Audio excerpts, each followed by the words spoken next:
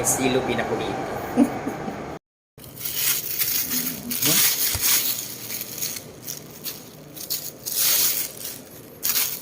Toys R Us. Try natin.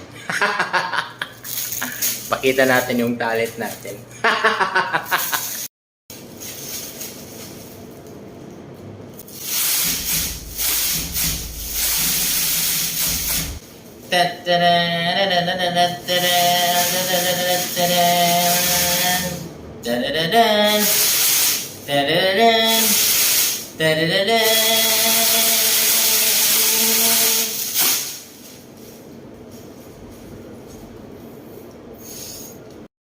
So guys, ayos lang ba tayo dyan?